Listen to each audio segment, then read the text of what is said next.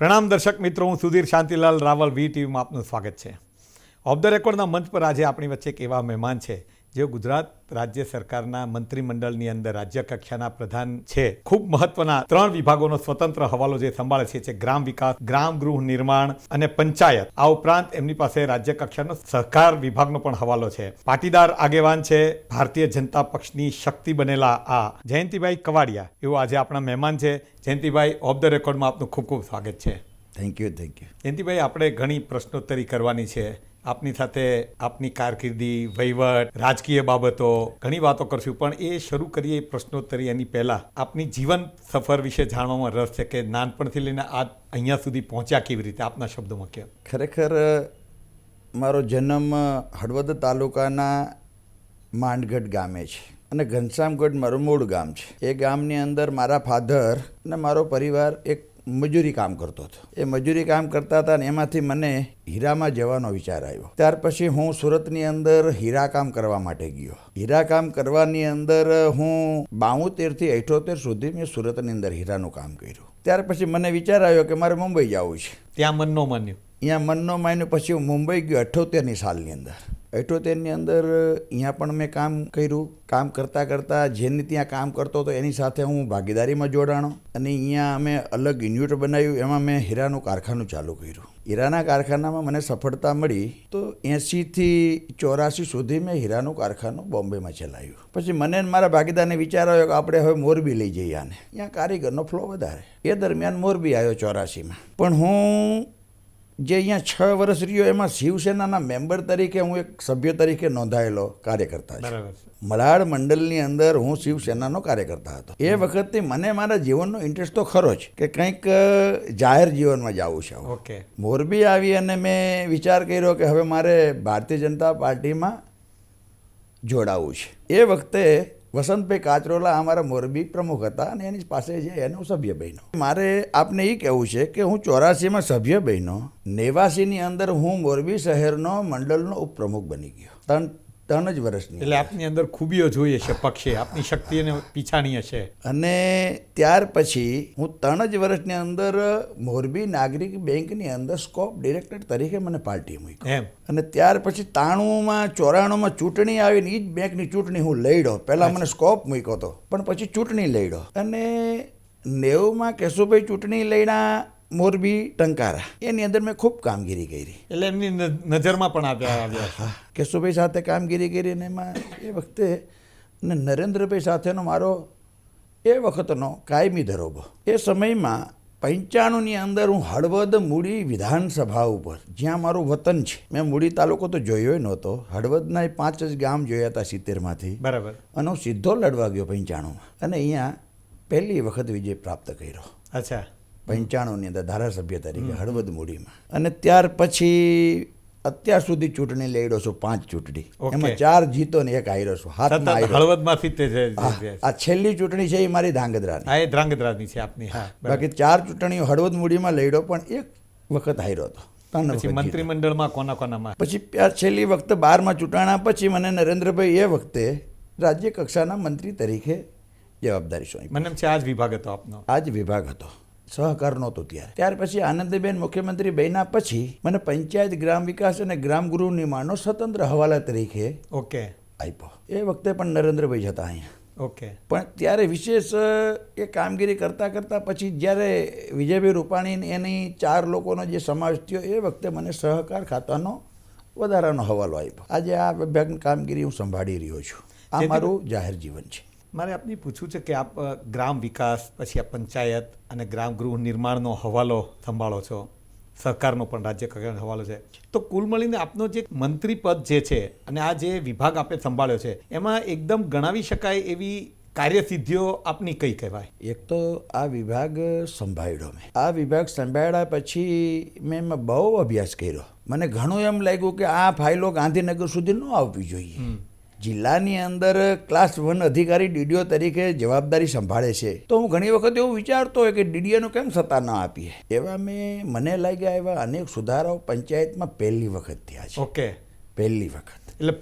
એટલે decentralisation of power. આજે હું તમને કહું સમરસ ગ્રામ પંચાયત એ થાય એની દરખાસ્ત એને મોકલવાની, રાજ્યમાં અહીંયા કમિશનર પાસે આવે, કમિશનર નક્કી કરે અને પછી એનું ફંડ આપવાનું થાય. તો સમરસ ગ્રામ પંચાયત નક્કી કરવાની DDOની કેટેગરી છે. બરાબર છે. ગ્રામ પંચાયત નક્કી કરે એટલે એ લોકપ્રતિનિધિઓ છે. એ નક્કી કરે, હવે એને સત્તા આપી દીધી. ઓકે. પછી એની અમુક જૂના મર્યાદાઓ હતી કે DDOને આમાં 1 લાખ સુધીનો પાવર. હવે એ આજથી કરીને 20 વર્ષ પહેલાં અપાયેલા હોય તો ઘણી વખત આપણને એમ થાય કે હવે 1 લાખથી ઉપર હેઠા કમિશનર પાસે મંજૂરી લેવા આવી પડે. એ બહુ બરાબર છે. તો મને એમ લાગ્યું કે આ પાવર આપણે DDOને 10 લાખના આપી દો. બરાબર. આવી બધી બાબતોમાં, ઝીણવટભરી બાબતોમાં બહુ ક્લિયર રીતે.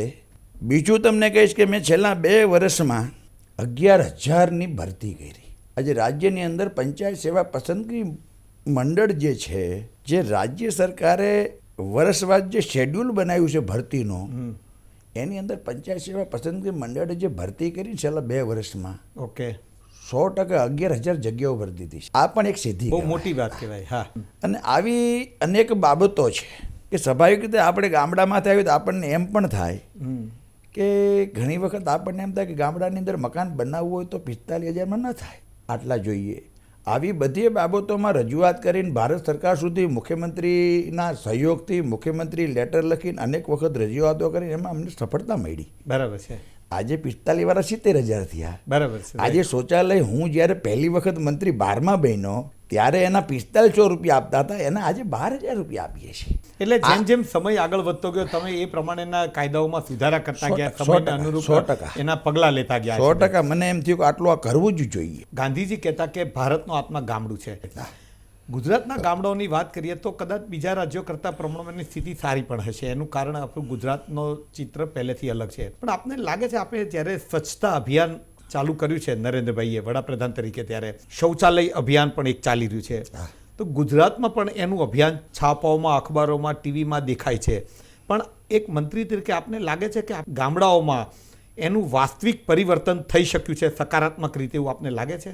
આજે તમે વિચાર કરો કે જે શૌચાલયની ઝુંબેશ ઉપાડી દેશના વડાપ્રધાને 2019 સુધીમાં સમગ્ર દેશની અંદર ગામડામાં રહેતા પરિવારને શૌચાલય બનાવવું, એના માટેની ઝુંબેશનું પરિણામ ગુજરાત જોઈ રહ્યું છે. 2 વર્ષની અંદર હું 8.5 લાખ શૌચાલય મેં બનાવ્યા છે. ખરેખર દેશના બધા રાજ્યની તુલનામાં જાઓ, સિદ્ધિઓમાં જાઓ તો ગુજરાત એની અંદર આગળ છે. પછી સ્વચ્છતા અભિયાન તમે જે કહી રહ્યા છો, આજે 100% તમે ગામડામાં જાઓ એટલે એનું કંઈક ને કંઈક પરિવર્તન આજે આપણને લાગી રહ્યું છે. વિષય એવો છે કે લોકોએ પોતાના વિષયને સમજીને ઉપાડી લીધો છે. સ્વચ્છતા અમારા ગામમાં હોવી જોઈએ, મારી શેરીમાં હોવી જોઈએ, મારા ઘરમાં હોવી જોઈએ, પણ વ્યક્તિએ પોતે પોતાનો જ પ્રશ્ન સંભાળીને એક સ્વચ્છતા અભિયાનનો ઉપાડ કરી લીધો છે. એટલે અત્યારે ગામડાઓ એકદમ સ્વચ્છ થઈ ગયા છે એવું આપણે માની શકાય? બધાય ગામડા સ્વચ્છ થયા એવું હું આપને કહેવાય નથી માગતો, પણ હું 100% કહું છું કે જે લોકો ગામડાની અંદર જે રહે છે, સમજુ લોકો રહે છે, જેને સિટી સાથેનો લગાવ છે, સિટીની નજીકના ગામ છે, અને જે ગામોની અંદર એજ્યુકેશન છે, એવા બધા ગામોની અંદર પરિવર્તન 100% દેખાય છે. જયંતિભાઈ, આપની વાત સાથે હું સંમત છું કે હજી દરેક બાજુ સારું થઈ ગયું છે એવું ન સ્વીકારે. આપણે કેટલાક અખબારોમાં, મીડિયાના અહેવાલો પણ જોયા છે, અમારા ટીવી માધ્યમમાં પણ અમે તો રિયાલિટી ચેકમાં ઘણું કર્યું છે. તો ગામડાઓની અંદર ગંદકી છે, આરોગ્યની દ્રષ્ટિએ પણ બહુ મોટા પ્રશ્નો છે, સિવિલ હોસ્પિટલો જેવાની અંદર જ્યાં જરૂરત હોય ત્યાં પણ સ્વચ્છતા નથી. એ બધા અહેવાલો અત્યારે નજર સમક્ષ છે. અને જે આદિવાસી વિસ્તારોમાં બી અથવા તો કેટલીક જગ્યા હજી ગુજરાતમાં એવી છે કે જ્યાં મેલું ઉપાડવાની પ્રથાઓના પણ અહેવાલો હજી બહાર આવે ક્યારેક. એટલે શૌચાલયો નથી એ વાત તો બહુ દૂરની થઈ જાય છે દાખલ. તો આ પરિસ્થિતિની અંદર સરકાર ત્યાં સુધી કેવી રીતના ચાંપતી નજર રાખે છે કે પગલાં લે છે, એ ખાસ વિષય છે. જ્યાં વધારે પડતી તકલીફ છે. એ સ્વાભાવિક છે કે આજે ગુજરાતની જનતા જાગૃત છે. આજે ગામ છે તો ગામની અંદર કોઈને કોઈ નાગરિક તો જાગૃત છે જ. સ્વાભાવિક તો હું ઓફિસમાં બેઠો હોય તો મને કેટલાય ફોન આવે કે આજે અમારા ગામની અંદર ફલાણી જગ્યાએ પાણી નીકળ્યું છે, પાણી ભરાણું છે. પણ એ આવ્યા પછી 100% હું એ TDOને એ જ સમયે હું સૂચના આપું, ઓકે, કે તમે આ કામગીરી આ ગામની મને ફરિયાદ મળી છે, બરાબર, આપ કોઈને કોઈ કર્મચારીને મોકલીને મને રિપોર્ટ કરો. એટલે હું આ મતનો છું કે મને શાંતિભાઈ એમ કે જયંતિભાઈ અમારી શેરીની અંદર પાણી ભરાણું છે ને ગંદકી થઈ રહી છે, તો 100% મારી દ્રષ્ટિએ 24 કલાકની અંદર એને અહેસાસ થવો જોઈએ, બરાબર, કે અમારા પાસે કોઈ આવ્યું. મકાનની બાબત આપે હમણાં ઉલ્લેખ કર્યો કે વાત સાચી છે કે માનો કે મને યાદ છે ત્યાં સુધી 1997ની અંદર જ્યારે તમારી સરકાર હતી ત્યારે તમે એક હાઉસિંગની સ્કીમ, જે લોકો ઘર વિહોણા છે એને પાક્કું મકાન મળે એના માટે એક સરદાર આવાસ યોજના રજૂ કરી હતી. તેના પછી લગભગ 16 વર્ષ પછી ફરી પાછું એમાં ઇન્દિરા આવાસ યોજનાની અંદર બીપીએલને સામેલ કર્યા હતા અને ત્યાર પછી છેલ્લે હમણાં સરદાર આવાસ યોજના 2 એ પણ આપણે કંઈ 2014માં દાખલ કરી. હવે 15-17 વર્ષથી ભારતીય જનતા પક્ષ જ ઘર વિહોણા બાબતે પ્રશ્નને હાથ ધરીને બેઠું છે. અત્યાર સુધીની પ્રગતિ વિશે આપ સંતુષ્ટ છો? આજે તમને એનો 100% અહેવાલ હું આપું કે ઇન્દિરા આવાસ એટલે 0 થી 16ના લાભાર્થી જ એમાં લાભ લઈ શકે છે. 0 થી 16. આજે 0 થી 16 તમે જ કાલે કોઈ પણ ડીડીઓને, કોઈ પણ ટીડીઓને તમે પૂછી શકો છો કે તમારી પાસે 0 થી 16નો કોઈ લાભાર્થી મકાન વિહોણો છે? આજે નહીં હોય. આ પરિસ્થિતિ કેટલા વખતથી આપણે કહી શકાય કે મકાન વિહોણો નથી? કોઈ લાભાર્થી આજે બાકી નથી. ઓકે, હું આપને એક કહું, આપણે ત્યાં 15 વર્ષથી ઘર વિહોણા ગરીબો માટેના આવાસોની યોજના થાય છે, સરકારે અમલ કર્યો છે. આપણે એવું માની લઈએ કે ભારતીય જનતા પક્ષની સરકારે ખૂબ શ્રેષ્ઠ કામ કર્યું છે અને કોઈ ઘર વિહોણું નથી એવું એકવાર જો માનીને ચાલીએ તો 50 લાખ મકાનો બનાવવાની યોજના નરેન્દ્રભાઈ મોદીએ તમારા ભાજપના એની મેનિફેસ્ટોમાં કેમ જાહેર કરવી પડી? જાહેરાતની જરૂરિયાત આ અમારા મેનિફેસ્ટોની અંદર હતું જ્યારે અમે 12માં ચૂંટણી લડવા આવ્યા ત્યારે. આજે તમે ગુજરાતનો કોઈ પણ નગરપાલિકા એવી બાકી નથી કે જ્યાં 1000-1500 મકાનની કામગીરી ચાલુ ન હોય શહેરની અંદર. આજે મારું હળવદ જ છે, 954 મકાન. આજે તમે મકાન જોવા જશો ને, ખરેખર તો તમે કંઈ ટીવી સાથે વિઝિટ કરો.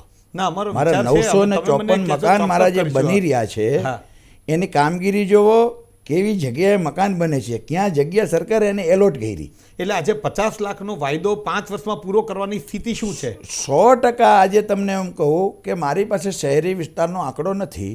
ઓકે, હજારોની સંખ્યામાં. આજે મને મોરબીની ખબર છે કે મોરબીની અંદર 3200 મકાનનું કામ ચાલુ છે. તો નગરપાલિકા કેટલી? 159 નગરપાલિકા, મહાનગર આપણા, આ બધાની અંદર જે કામગીરી આ મકાનોની ચાલી રહી છે, હજારોની સંખ્યામાં ચાલી રહી છે. પછી તમને કહું કે ગ્રામીણ વિસ્તારની અંદર 2012ની અંદર અમારા મેનિફેસ્ટો મુજબ અમે અમારા તલાટી, ડીડીઓ, ટીડીઓને બધાનો સૂચના આપી કે ગામડામાંથી કાચા મકાનોની યાદી લાવો, ફોટા સાથે લાવો, નામ સાથે લાવો.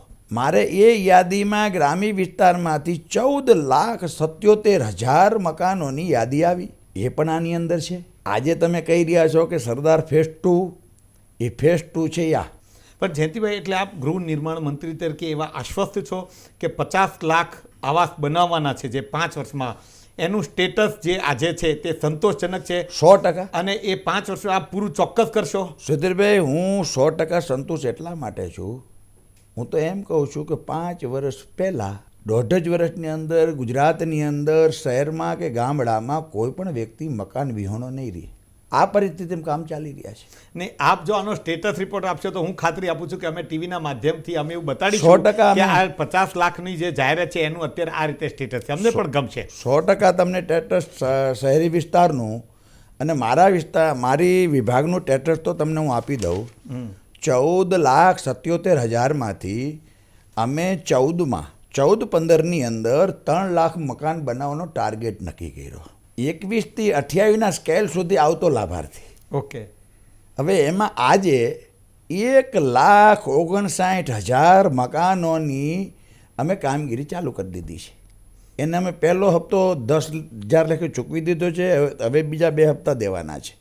એમાં ઘણા લોકોને બીજો હપ્તો ચૂકવાઈ ગયો છે. 100% અમે 14,77,000 મકાનની જે અમને યાદી આવી છે એ અમે 100% વાયદા મુજબ 5 વર્ષ પહેલાં પૂરી કરી દઈશું. તો એનો મતલબ એવો થયો કે 2017ની ચૂંટણી વખતે ગુજરાતના ગામડાઓમાં કોઈ પણ પાકા મકાન વિહોણું નહીં હોય અને ત્યાર પછી આ મકાનની યોજનાઓ ક્યાંય આગળ ધપાવવાની જરૂર નહીં પડે, એક પણ રૂપિયો બજેટમાં ફાળવવાની જરૂર નહીં પડે. નહીં, એમાં સુધીરભાઈ એક વિચાર કરીએ કે 3 વર્ષમાં હું તો એવું કહું છું કે મારું એક ગામ હોય, એક ગામની અંદર 50 લોકો અલગ થાય. આજે 4 ભાઈઓ હોય તો નોખા થાય, 3 ભાઈઓ હોય તો નોખા થાય.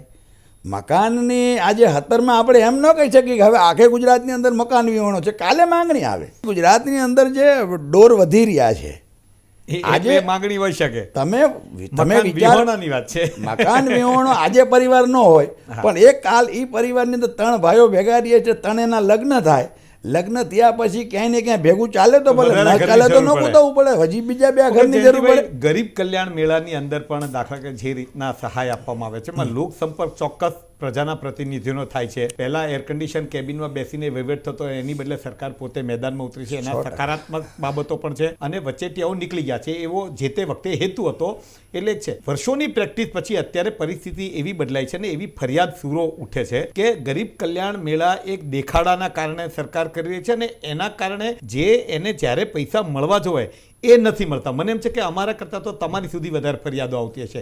એને આપ કઈ રીતે મૂલવો છો? હું તમને ચોક્કસ કહું, આ વાત જે છે આજે ગરીબ કલ્યાણ મેળા 1348 મેળા આ થઈ ગયા. 8 ફેજની અંદર થયા. થઈ ગયા. 1,03,88,000 લાભાર્થીઓને લાભ એ આપ્યો. પ્રભાવિત કરે એવો આંકડો છે. હવે એમાં 16,000 કરોડની સહાય થઈ. મને એમ કહેશો, હું તો આપને કહું છું કે આપ જ કાલે એને કહી દો કે આ સાયકલનો લાભાર્થી કોણ છે. આજે 1,30,000 સાયકલો જે અમે દીકરીઓને 9મા ધોરણમાં જાય એને આપીએ છીએ, એક દીકરી બાકી રહી તો કયો? કોઈ એમ કહે નહીં, કે ફરિયાદો મને- એવી છે એ જે મળે છે એની પ્રશંસાઓ આવે છે. જે મેં આપને પહેલાં કીધું કે એના સકારાત્મક પરિણામો પ્રાપ્ત થયા છે એ મેં આપને પહેલાં કીધું. ફરિયાદો એવી આવે છે કે દાખલા તરીકે તમારી કોઈ વખત વહીવટીતંત્રની તરત તૈયારીઓ હોય, ચેક આપવાનો હોય તો એને ખાલી કવરે આપવામાં આવે અને કે તમે 2 દિવસ પછી ચેક લઈ જજો. એવી એટલે એડજસ્ટમેન્ટ બહુ નીચલા સ્તરે ક્યારેક વહીવટી કારણોસર એને પૈસા ન મળે એવી વાત ન હોય, પણ આવું છે તો એ એક દેખાડાની ભૂમિકામાં આખી આટલો સરસ કન્સેપ્ટ આવી જાય છે. હું રાહુલજી તમને એટલું કહું કે આ ગરીબ કલ્યાણ મેળા હું 3 વર્ષ ત્યાં કરું છું. હા, તમે એના મેઇન બરાબર ઇન્ચાર્જ છે. કરો છો. હું 3 વર્ષ ત્યાં કરું છું. મને ક્યાંય નોર્મલ ફરિયાદ આવે. અચ્છા, આપની તરફ કોઈ એક પણ ફરિયાદ નથી? નોર્મલ મને ફરિયાદ આવે, Okay. એ ફરિયાદનું 100% તરત જ એનું રિઝલ્ટ. આજે તમને કહું કે આ 3 વર્ષ નહીં, પણ અમે તો આ જે ગરીબ કલ્યાણ મેળા ચાલુ કર્યા, ઠીક છે કે કોઈ યોજના જાહેર થાય ને, બરાબર. તમે કોઈ સરકારમાં નવી યોજના લાવો તો નવી યોજનાનું જે મથાળું છે એમાં ક્યાંય સતી તો હોય. તમે એક વખત યોજના મૂકો ને ત્યારે એમાં ખામી નીકળે છે. તો એ આજે યોજના, આજે તમને એમ કહું વિધાનસભામાં આજે કોઈને કોઈ બિલ લાવ્યા, હવે એ બિલની અમલવારી થાય ત્યારે આપણને ખબર પડે કે આટલો સુધારો મૂકવો પડશે. વહીવટી આપણે ઘણી વાતો કરી, હવે કેટલીક રાજકીય વાતો પણ આપની સાથે કરવી છે. સમરસ ગામનો આપે હમણાં ઉલ્લેખ કર્યો. સમરસ ગામનો હેતુ પણ સરકારનો પહેલેથી એવો છે કે વાદ નહીં, વિવાદ નહીં, અને એક મતે ગામડાની અંદર સારું વાતાવરણ બને એના માટેના આપણે પ્રયત્નો કરે. એના માટે ચૂંટણીને પસંદ લોકો ન કરે, એક મતથી થાય, આવો એક હતો. આપણા ભારતીય સંસ્કૃતિમાં કે યથા રાજા તથા પ્રજા. આપ આગેવાન છો, હું જનરલ વાત કરું. સ્થાનિક સ્વરાજની ચૂંટણીઓ થઈ, હજી એને પણ આપણે ચર્ચામાં ન લાવીએ, પણ કાર્યકર્તા આગેવાનોમાં કે રાજકીય નેતાઓમાં જ આપના જ પક્ષમાં એટલા બધા જૂથવાદ જોવા મળે છે કે શું આપને લાગે છે કે આપ જે શીખવાડવા માગો છો કે ભાઈ આપણે સંપીને રહીએ તો એની અસર સારી રીતના ગ્રામજનો પર થતી હશે એવું લાગે? સ્વાભાવિક એવું હોય છે. આપે એમ કીધું કે પાર્ટીમાં જૂથવાદ ન હોય. હું એવું માનું છું મતભેદ હોઈ શકે ક્યાંય, પણ મનભેદ ન હોય. આજે સ્વાભાવિક છે કે હું એમ કહું કે એક્સ કરવું જોઈએ તો સુધીરભાઈ એમ કે વાય કરવું જોઈએ. બરાબર છે. એ ઠીક છે, એનું સોલ્યુશન હોઈ શકે છે. પણ એક ચોક્કસ કહું કે પાર્ટીના બૂથ લેવલના કાર્યકર્તા 100% ગામના મતદારો બૂથ લેવલના કાર્યકર્તાના આધારિત ચાલતા હોય છે. બરાબર. અને એના આધારે જ પાર્ટીને સફળતા મળતી હોય. બરાબર. આપણે એમ કહીએ છીએ કે અહીંયા સરકાર બેઠી છે તો સરકાર બેઠી છે તો બૂથના કાર્યકર્તા ઉપર બેઠી છે. હું આપણને દાખલો આપું. મેં અત્યારે તો જનરલ વાત કરી, પણ ફોર એક્ઝામ્પલ માનો કે અમરેલી હોય તો દિલીપભાઈ સંઘાણી ને પુરુષોત્તમ રૂપાલા બે પહેલેથી ખૂબ મિત્રો હતા. પછી એવી ચર્ચા થઈ કે એ બે વચ્ચે નેતાઓમાં તકલીફ છે. આપની વાત કરીએ તો માનો કે આપને એક જશુભાઈ તમારા સ્થાનિક જે છે એપીએમસીમાં કે એમાં હતા, તો એ બે ક્લોઝ હતા, પછી હવે જુદા ચાલે છે. માની લો કે આપણે કીધું એ પ્રમાણે મનભેદ ન હોય અને મતભેદ જ હોય. મારો પ્રશ્ન એ છે કે પરિપક્વતાની દ્રષ્ટિએ આપનામાં બિલકુલ એક હોય એવું માની લઈએ, પણ જે આ લોકમતમાં આ ચર્ચા થાય એની અસર શું થતી હશે? હું ખાલી એ પૂછવા માંગુ છું.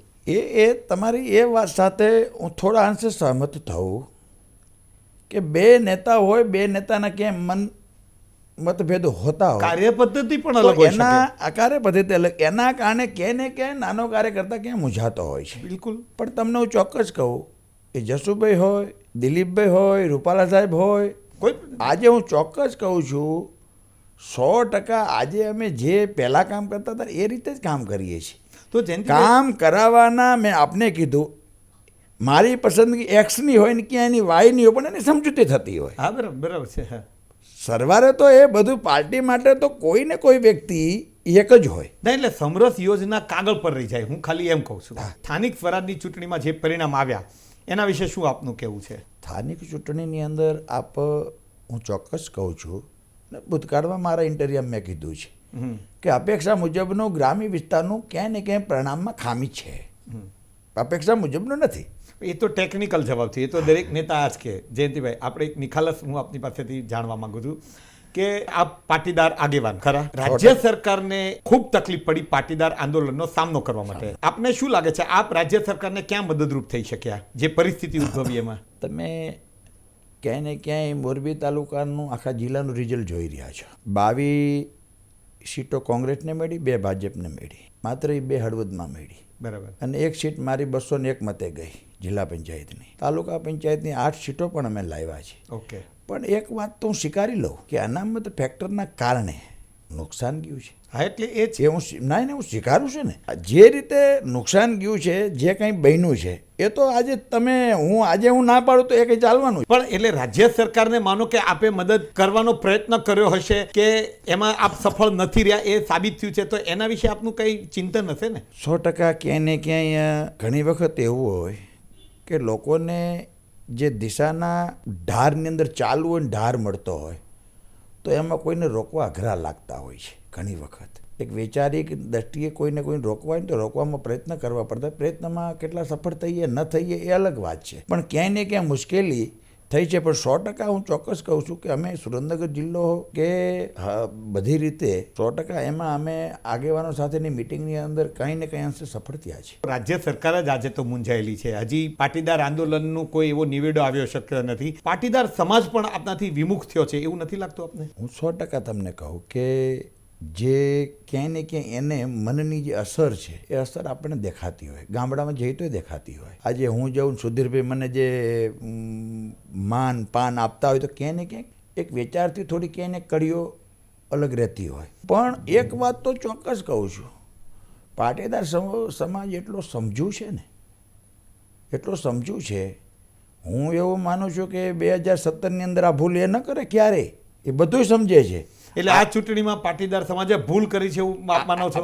મારું કહેવાનું ભૂલ નથી કહેતો, પણ મારું કહેવાનું એટલું કે ક્યાંય ને ક્યાંય જે દિશામાં ચાલવું જોઈએ એ દિશાની અંદર ઓટ આવી છે. ખરેખર હું મારા મત મને પૂછો ને તો હું ચોક્કસ કહું કે પાટીદાર સમાજે 100% ભૂતકાળના શાસનના અનુભવના આધારે ભારતીય જનતા પાર્ટીને ક્યારેય છોડે નહીં, છોડવો ન જોઈએ એવો મારો મત છે. એટલે આપના મત વિસ્તારના પાટીદારો આપની પાછળ અત્યારે સમર્થનમાં કેટલા ઊભા છે? આપની લાગણી શું છે? આજે હું તમને કહું, કોઈ પણ ગામની અંદર હું જાઉં અત્યારે 100% લોકો સમર્થનમાં. તો હળવદ ને સુરેન્દ્રનગરના કાર્યક્રમો આપના રદ કરવા પડ્યા અથવા તો ધમાલ થઈ? રદ જ નથી કરવા પડ્યા. ના, ધમાલ થઈ માનો કે એ વખતે જુદું. તો એને આપ કઈ રીતે જુઓ છો? પછી એક બાબતનો સાથે જે કેન્સલ કરવા પડ્યા કે કેન્સલ કરવા હજી કાર્યક્રમ પડ્યા નથી. કહેવાનો મારો આશય ક્યાંય ને ક્યાંય હું એમ વિચારું કે હવે અત્યારે ગામડામાં નથી જવું, કારણ કે મતાંતર કંઈ ચાલતું હોય તો તે વખતે ન જઈએ તો જઈએ ને કંઈક બને તો એની અસર આખા વિસ્તારમાં લાવવું પડે. બરાબર. એટલા માટે તો આપને શું લાગે છે આ પાટીદાર આંદોલનને કઈ રીતે ટેકલ થવું જોઈએ? હવે આજ તો તમે સમાચાર જોઈ રહ્યા છો, મારી દ્રષ્ટિએ બધું ટેકલ થતું આવે છે. ના પણ સરકાર વિમાસણમાં છે, હવે કશું ટેકલ. આજે હું જે અત્યારે સમાચાર જોઈને આવ્યો છું એમાં મને એવું લાગે છે કંઈક ટેકલ થતું આવે છે.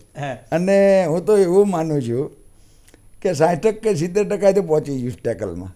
તો આપ એવું આજની તારીખમાં એવું કહી શકો જયંતિભાઈ કે આપ આગામી ચૂંટણી 2017માં આવે ને ભારતીય જનતા પક્ષ ઈચ્છે આપને ચૂંટણી લડાવવામાં, તો આપ આ જ મત વિસ્તારની અંદરથી ચૂંટણી લડશો એવું આપ ખાતરીપૂર્વક કહી શકો? પાર્ટી આદેશ આપે એટલે 100%. આજે પાર્ટી મને અને પાર્ટી આપની ઈચ્છા કહે તો પાર્ટી આપની ઈચ્છા પૂછે, આપની ઈચ્છા પૂછે તો હું તો લડવાના મતમાં જાઉં. આ જ મત વિસ્તારમાંથી ડીડીઓની કક્ષાના અધિકારી પણ આપના આદેશને હળવાશથી ઘણીવાર લે છે. આપની પાસે એવા કિસ્સાઓ ક્યારેય આવ્યા છે? હું આ તો આજે આપની સામે કહી રહ્યો છું, પણ હું જાહેરમાં ઘણી વખત કહેતો હોઉં છું કે મને મારા 33 ડીડીઓ જે છે, ક્લાસ 1 અધિકારી છે, આજે કલેક્ટર રેન્ક છે, બરાબર, હા, પણ 100% હું કહું કે 100% મારા આદેશનું 100% પાલન કરે છે. બરાબર છે. અને એક મને એની મને બહુ ખુશી છે આ વિભાગ સંભાળવામાં. હું પોતે જ્યારે વિભાગ સંભાળ્યો ને ત્યારે મને એમ થતું હતું કે આખા રાજ્યનો જે કર્મચારી વર્ગ છે એમાં 50% આ વિભાગમાં છે, પણ 100% મને મારા 100% અધિકારીઓએ મને સહકાર આપ્યો છે. જ્યારે આપ નરેન્દ્ર મોદી મુખ્યમંત્રી તરીકે અહીંયા હતા ત્યારે એક તલાટી ભરતીનું કૌભાંડ બહાર આવેલું, આપનું નામ પણ જોડાયેલું. 2 જ દિવસની અંદર આપના પીએ BK પટેલ એમની ખુરશી ખેંચી લેવામાં આવી. એ ઘટનાને આપ કઈ રીતે જુઓ છો? આજે એક વિષયને પહેલાં જુદી રીતે તમે મૂલવો. એ જે તલાટીની ભરતી જે હતી એ મહેસૂલ તલાટી હતા, બરાબર, મારા વિભાગ સાથે જોડાયેલ તલાટી નહોતા. હા, એ બરાબર છે.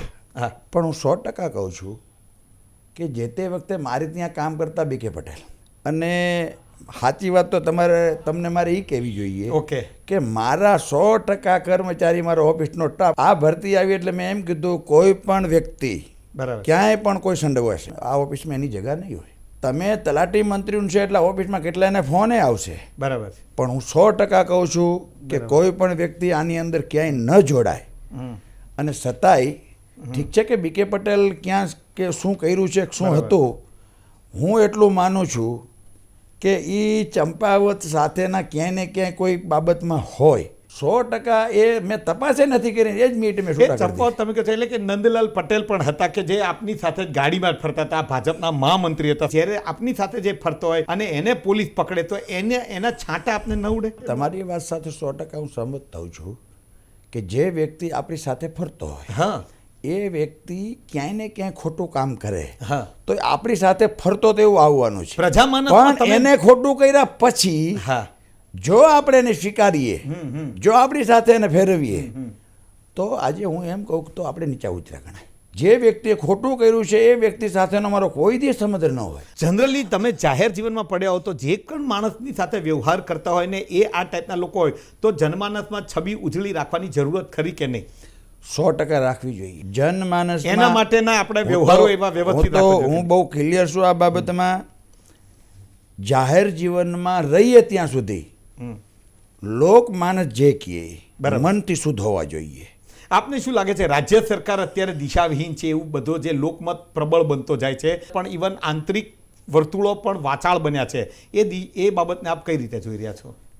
આજે જે આપ પૂછી રહ્યા છો હું 100% કહું, કાયદો વ્યવસ્થા હોય, રાજ્ય સરકારના અન્ય વિભાગો છે, અન્ય યોજનાઓ છે, એનો ફ્લો હું તો એમ કહું છું કે એનું અમલીકરણ અત્યારે સારું થઈ રહ્યું છે. ઓકે, 100% હું મારા વિભાગ ઉપરથી કહું છું કે મારી એક યોજનાનું અમલીકરણ જે થઈ રહ્યું છે, આજે તમે અહીંયા તો એનો મેસેજ આપને લાગે છે એનો મેસેજ પૂરેપૂરો પ્રજામાં જઈ રહ્યો છે? સરકાર જે કામ કરી રહી છે, મેસેજ બાબત જુદી છે. મેસેજ ક્યાંય ને ક્યાંય આપણે સારું કામ કરીએ તો એની પ્રસિદ્ધિ થવી જોઈએ. ઓકે, પ્રસિદ્ધિ થવી જોઈએ, એનાથી જ મેસેજ જતો હોય. લોકોને માહિતી મળવી જોઈએ. લોકોને માહિતી મળવી જોઈએ. તો ક્યાંય ને ક્યાંય તંત્રમાં કે લોકોમાં માહિતી પહોંચાડવામાં કોઈ જગ્યાએ ખામી રહી હોય, કોઈ જગ્યાએ સારી કામગીરી જ હોય છે, બરાબર. એની લોકોમાં પ્રશંસા થતી હોય છે.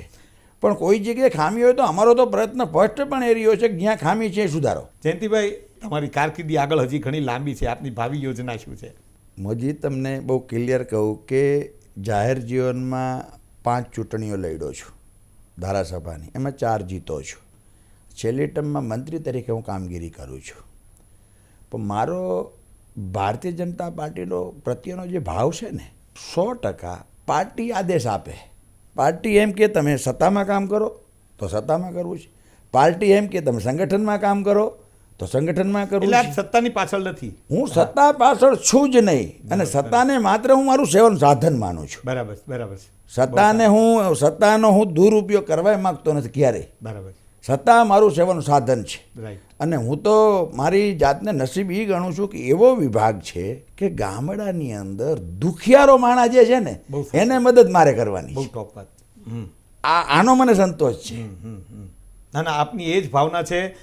પ્રજાનું તમને એ રીતે સમર્થન મળતું રહેશે. અમારી પણ ખૂબ ખૂબ શુભેચ્છાઓ છે. જયંતિભાઈ, ઓફ ધ રેકોર્ડમાં આપ પધાર્યા અને એ બદલ આપનો ખૂબ ખૂબ આભાર, ધન્યવાદ. Thank you. જયંતિભાઈ સાથેની આ મુલાકાત પછી આવતા સપ્તાહે આપણે ફરી મળીશું એક નવા મહેમાન સાથે. ત્યાં સુધી રજા આપશો.